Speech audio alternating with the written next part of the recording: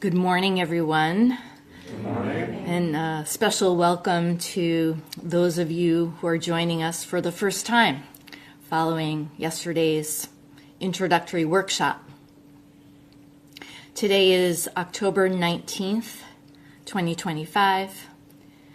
And this morning, I am going to start us off with a story about something extraordinary that happened earlier this year. It's something that happened in a split-second act of letting go. And it's a story about Pedro Arieta, who's a 34-year-old elite runner from Brazil.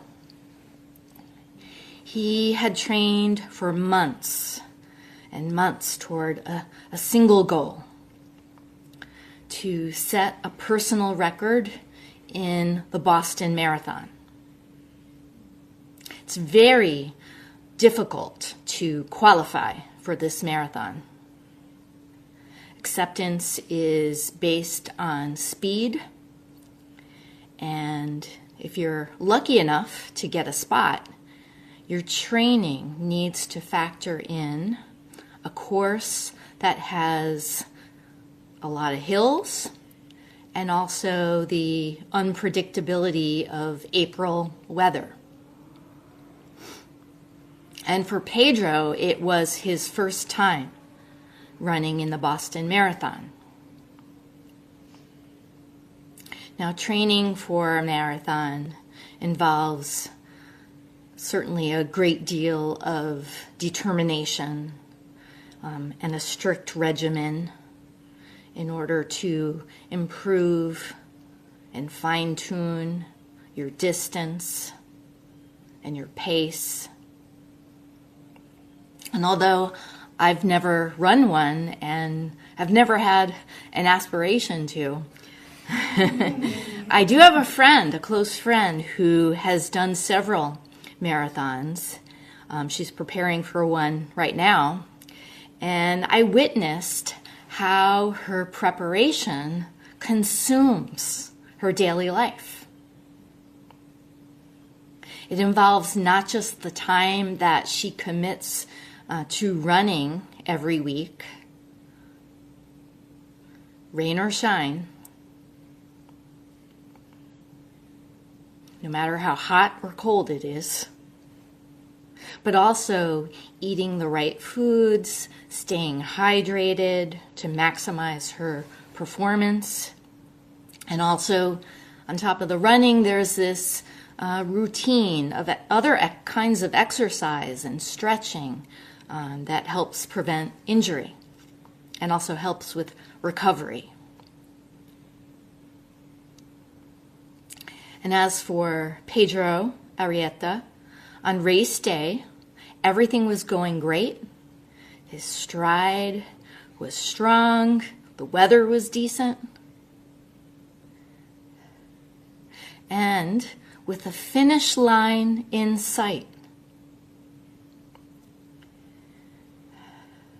his personal goal of completing the race within 2 hours and 40 minutes was attainable. And it would place him in the top 1% of runners. But then, all of a sudden, he witnessed another runner who was ahead of him collapse to the pavement, overcome with fatigue, clutching his legs in pain. And in that instant, with just 200 more meters to go to the finish line,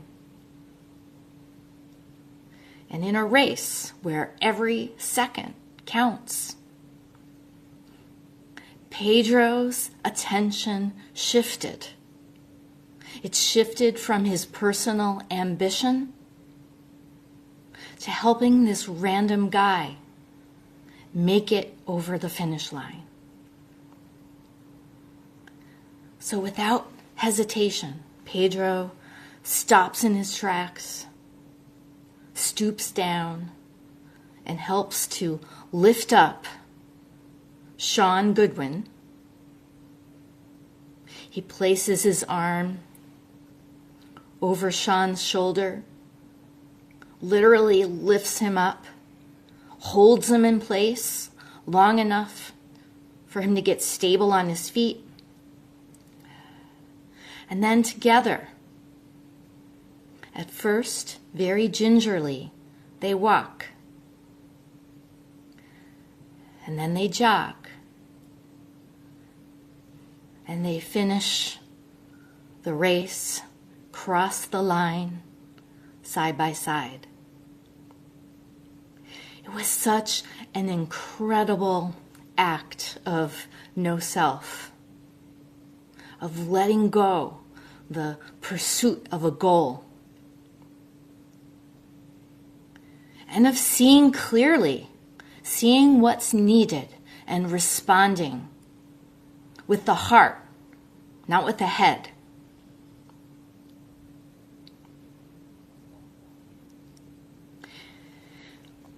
You could say that running is its own kind of zazen.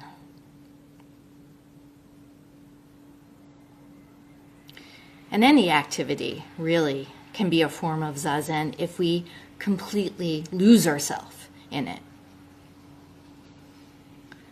Playing an instrument, painting, dancing, chanting, and also washing the dishes, taking out the garbage.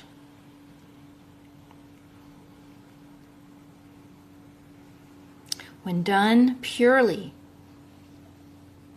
with full presence, just for its own sake, without trying to reach a goal or earn a reward, without thinking of it as a box to check off on your to-do list or your bucket list. Any activity can transform into something truly wondrous when we're fully present, when we get ourself out of the way. And with this in mind, I'm going to read an excerpt from Charlotte Joko Beck's book, Everyday Zen, Love and Work. And for anyone who is unfamiliar with her, she was a contemporary of the founder of our center, Roshi Philip Kapleau. She was born in 1917 and died in 2011. Joko, as she called herself, was one of the first female Zen teachers in the U.S. And she had a very practical and down-to-earth style that focused on integrating practice into ordinary, everyday life. And that's reflected in all three of her books. Now, this book, Everyday Zen, covers a lot of ground, but the section I'm going to read from it's about no self, and it's titled The Reward of Practice. And of course, the reward she speaks of is not in the ordinary sense of achieving a goal or gaining something that you don't already possess. It has more to do with losing than gaining.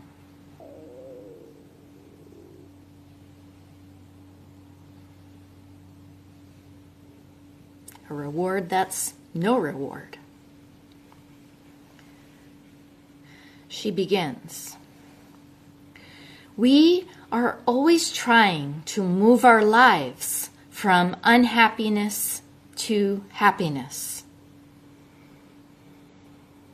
Or we might say that we wish to move from life of struggle to a life of joy.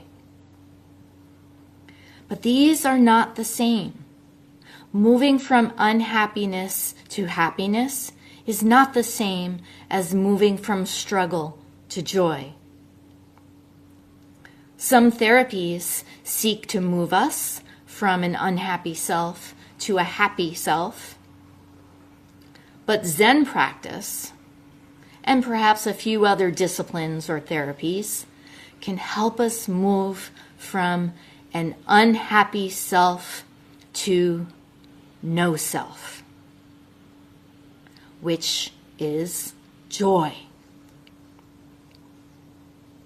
So this is such an important distinction.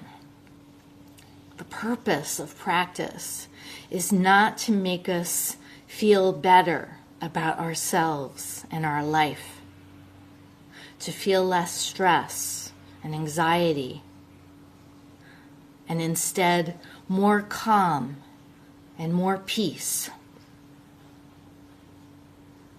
These are the kinds of things that lead us to this path, and that certainly was the case for me. But it reflects a goal-seeking attitude. Seeing Zazen as a strategy to get something or get somewhere that we presume to be down the road, at a distance from here. And then all the while, we're missing out on the joy that is available. It's available to us right now.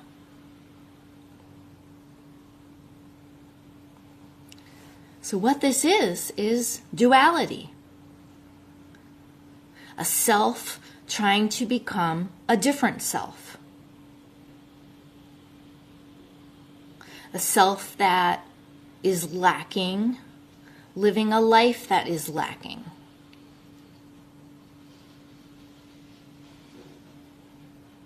And all the while, not seeing what's right under your nose.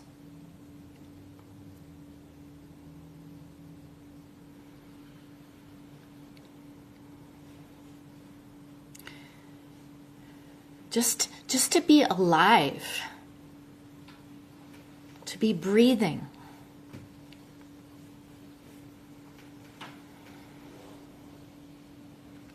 Is wondrous.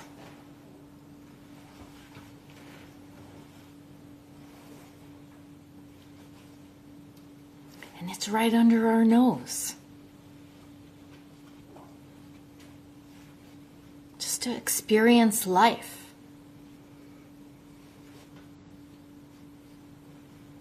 Going beyond any thoughts or concepts we might have about it or about what we're experiencing.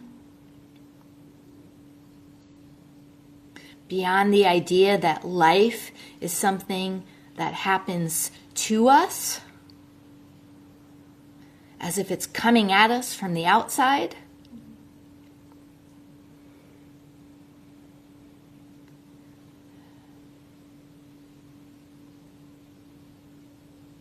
To be fully in and of it. Joko says, to have a self means we are self-centered. Being self-centered and therefore opposing ourselves to external things, we are anxious and worried about ourselves. We bristle quickly when the external environment opposes us. We are easily upset. And being self-centered, we are often confused. This is how most of us experience our lives.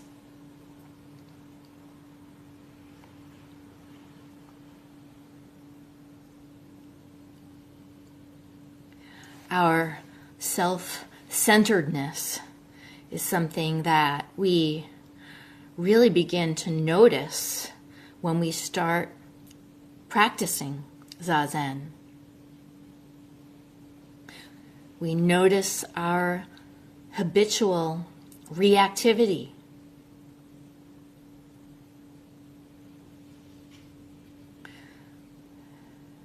The things and the people that set us off when we don't get our way. All the assumptions that we make that turn out to be wrong or to come from a place of bias.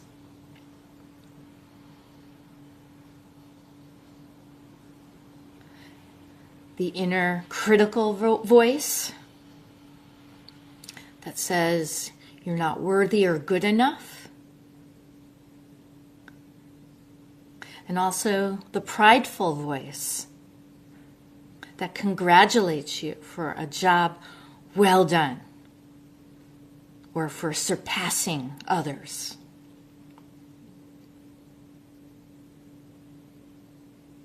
These kinds of thoughts all come from a place of self-centeredness. And it's really eye-opening and quite freeing, actually, to notice them and to own up to our own habits of mind. We may not like what we see, but we do have to notice our reactivity before we can let go of it. Otherwise, it just continues to have a hold on us. Our relationships with others, with family, spouses, coworkers, they can really transform and open up when we get better at catching ourselves in the act of relying on our go-to reactions.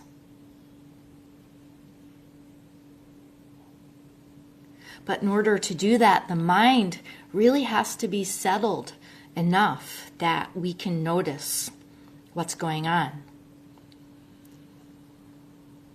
And of course, that's where Zazen comes in. Joko then says, although we may not be acquainted with the opposite of a self, that is no self, let's try to think what the life of no self might be. No self doesn't mean disappearing off the planet or not existing. It is neither being self-centered nor other-centered, but just centered. Just centered.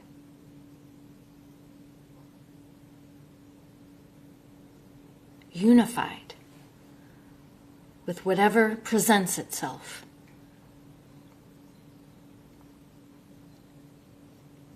Our tendency is to pick and choose. We prefer some thoughts, some mind states, and some bodily conditions over others.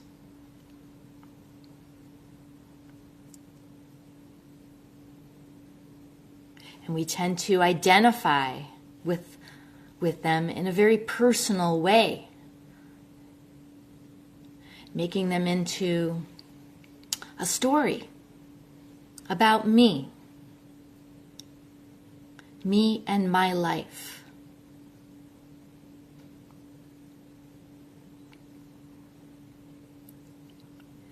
As Roshi often says, in this practice, we've got to develop our attention muscle to keep bringing our awareness back to the practice, to the present. And it's not enough to just develop this muscle. We have to keep at it so it doesn't atrophy. So it doesn't matter how long or little you've been practicing.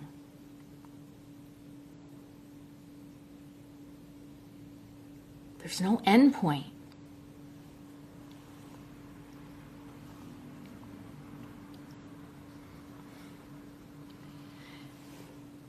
And as for Pedro Arieta, he could have so easily done what most of us would have done in that situation,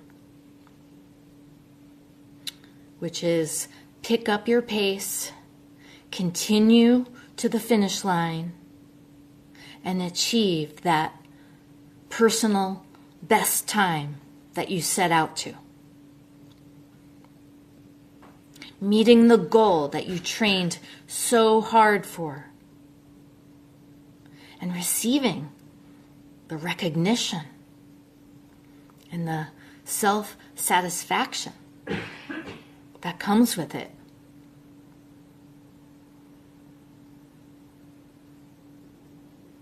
And not surprisingly, in the aftermath of the race, Pedro got a lot of media attention for what he did. And if you watch the video, it's so heartwarming. Such a beautiful, random act of compassion. But still, some wondered why he would sacrifice his record to help someone else make it across the finish line. It's not like there weren't any medical personnel or bystanders around that could help runners who needed it along the course. And here's what Pedro said in an interview.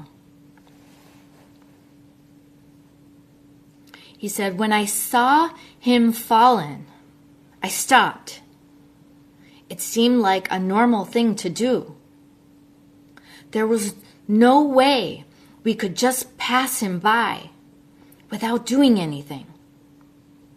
There was no way we could just pass him by without doing anything." And by we, presumably he was referring not just to himself, but all the other runners around him that did pass him by.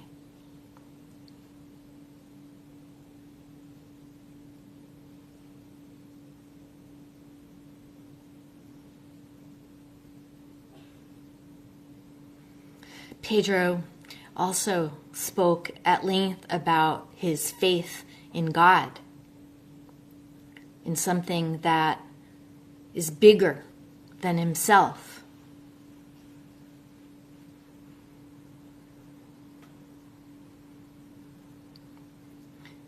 He said he had this realization during the race that a marathon isn't just about an individual. It's about a collective.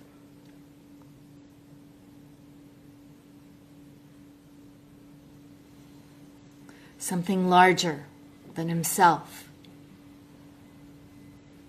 So whether you want to call it God, the divine, or Buddha nature,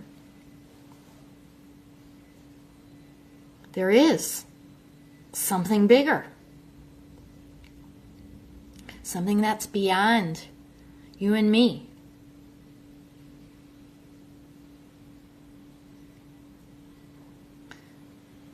As Joko continues, she says, a life of no self is centered on no particular thing,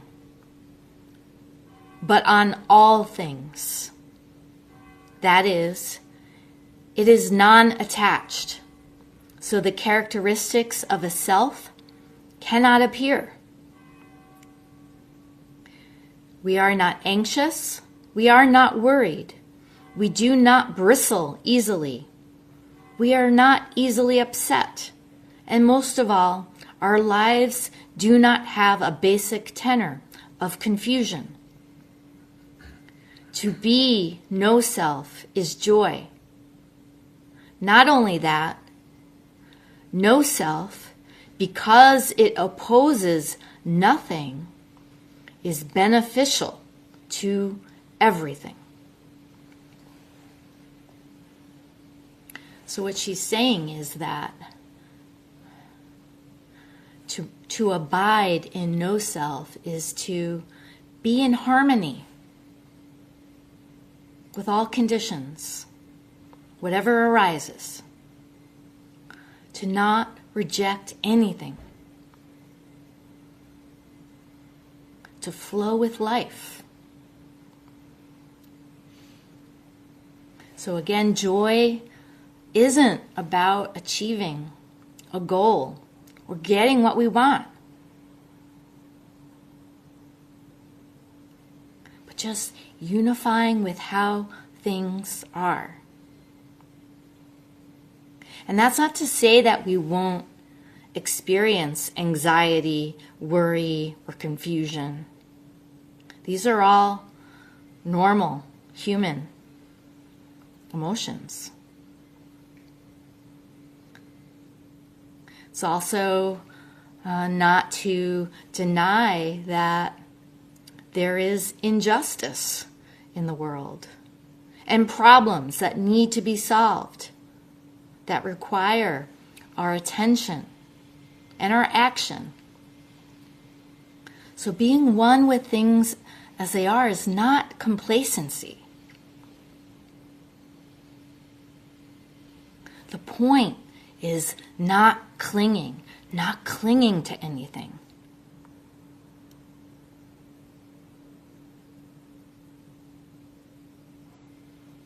Not dwelling in thoughts and judgments. That's where we find joy.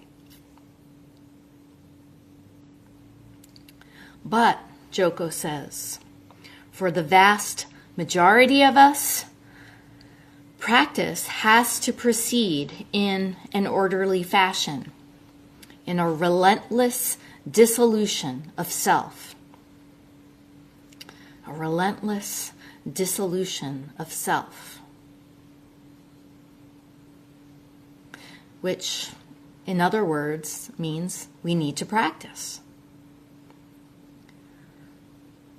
With patience and persistence, and make it the foundation to our life. It's kind of like the gradual wearing away of a hard, jagged stone in a fast-moving river. Over time, those hard edges smooth out more and more as it bounces along in the current. So that's one way to imagine the nature of this practice as dissolving a hard, rigid self, softening it up. Another way, though, is to see it as a process of expanding, opening a small self, widening a self that we have come to believe is quite small and narrow and constrained. And ordinarily, we do see ourselves as limited. We see ourselves as having a fixed identity with a set of characteristics, beliefs, values,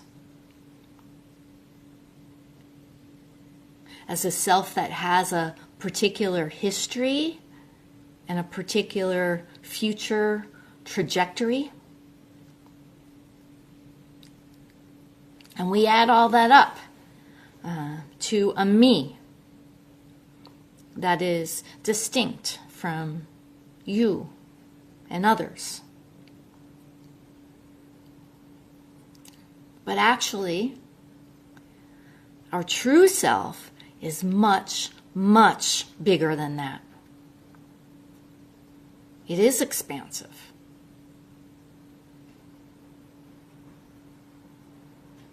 Nothing confines or limits it.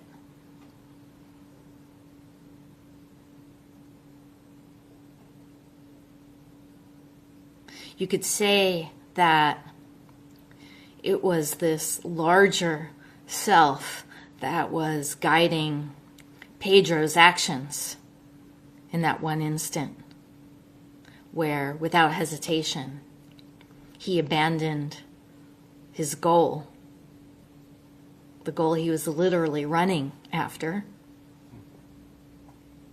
to help out another runner.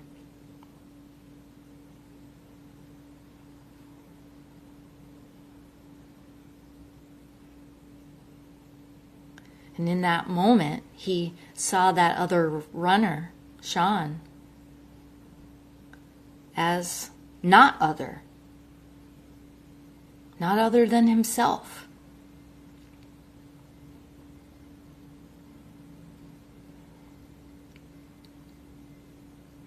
Joko says in another chapter in this book that it's through practice that we create what she calls a bigger container. A bigger container.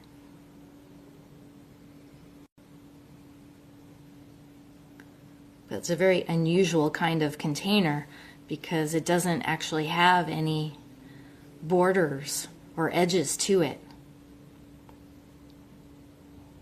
It's something that can continuously grow.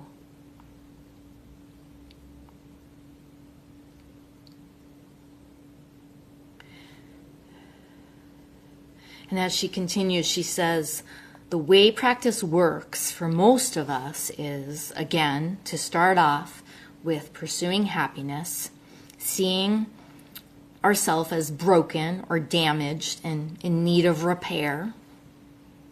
But eventually, we discover that this approach only gets us so far. It enables us to move from, she says, relative unhappiness to relative happiness. So it's not a resolution, but it's a movement in the right direction. She says, why do I say relative happiness? No matter how much we may feel that our life is happy, still, if our life is based on a self, we cannot have a resolution. Why can there not be a resolution for a life based on a self? Because such a life is based on a false premise, the premise that we are a self. Without exception, we all believe this, every one of us. And any practice that stops with the attempted adjustment of the self is ultimately unsatisfying. To realize one's true nature as no self, as Buddha, is the fruit of Zazen and the path of practice. The important thing, because it is the only thing that is truly satisfying, the important thing is to follow this path.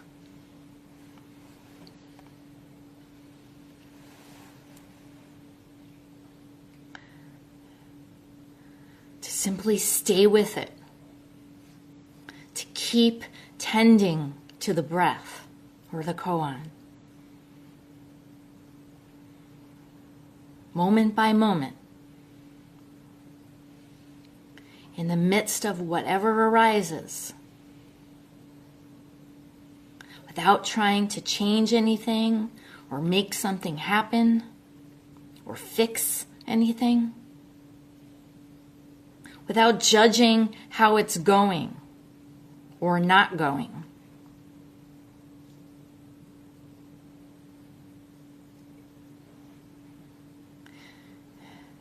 In this way, Zen practice runs so counter to how we normally operate and how we normally think about ourselves. It's really the most radical thing you can do.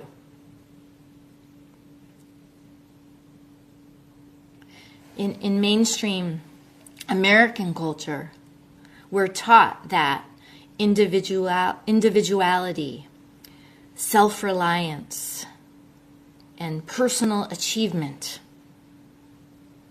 are the ideals that we should all strive for. Well, the core teaching of Zen practice is that there's no permanent or unchanging self that even exists in the first place.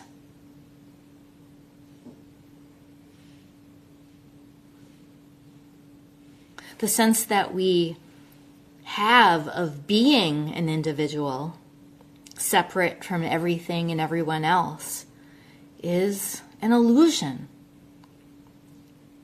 It's an illusion that, when we cling to it, is the root of suffering. It gets to the heart of what the Buddha taught.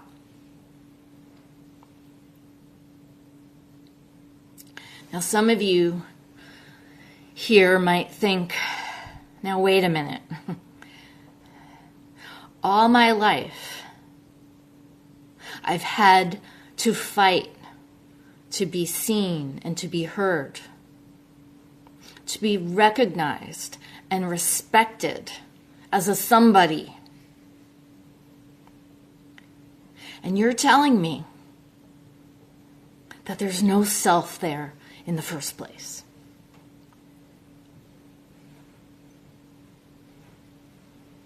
That feeling of not being seen is quite common, especially for anyone who has experienced racism or some other form of otherism on an ongoing basis.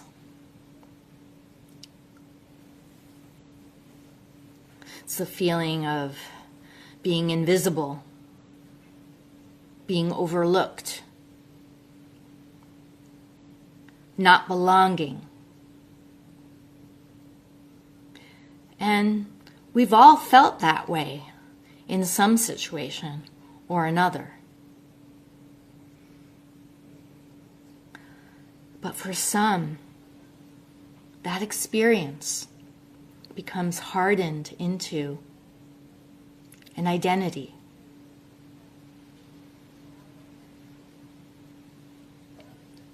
Here's an analogy that might help give some perspective on what it means to say that our true self is no self. It comes from Greek mythology, and it's called the Ship of Theseus. Theseus was this mythical king of Athens who was most known for navigating a labyrinth and slaying a minotaur, which is a half-man, half-bull creature that lived inside it. And in doing so, he put an end to years of human sacrifice that was being done in service to this minotaur. Theseus is also known for the ship that he used to escape from this incident, which took place on the island of Crete. And according to the legend, each year Athenians would commemorate Theseus, his noble and heroic act, by taking his ship out into the sea on a pilgrimage. But naturally, over time, the ship's wooden boards rotted and had to be replaced one by one, which in turn raised some questions. If no pieces of the original ship make up the current one, is it still the ship of Theseus? And furthermore, if it is no longer the same, at what point did it cease to be the original ship? And what if a second ship is built entirely from the pieces removed from the original? Or what if the removed wooden boards are repurposed into something else altogether? Could we call that the ship of Theseus? So the ship of Theseus is a paradox that raises all kinds of questions about what constitutes a self.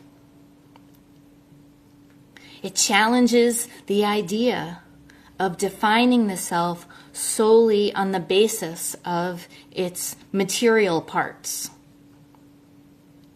And that includes all the ways you define yourself and how others define you. Your eye color, height, age, race, gender, nationality, abilities, likes and dislikes, and so on.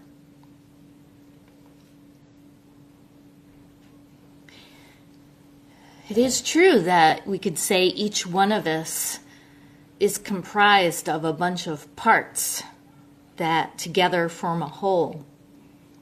But the thing is, they're moving parts. There's no self to hold on to. And when we consider that our body, all on its own, without us even thinking about it or even having any control over it, our body is constantly regenerating itself. Cell by cell, part by part, atom by atom.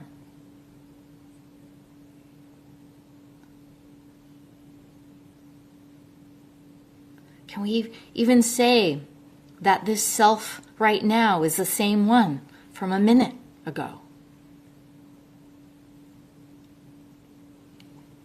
So rather than see no self as the absence of something, we need to see it as the great source of freedom that it is. It's the freedom to lose. The freedom to let go and to move with the current of life.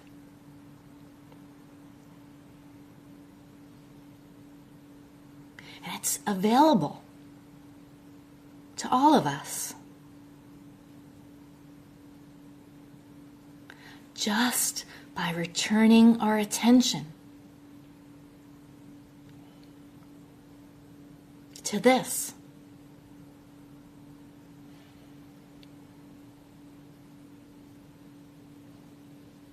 We'll stop here and recite the 4 vows.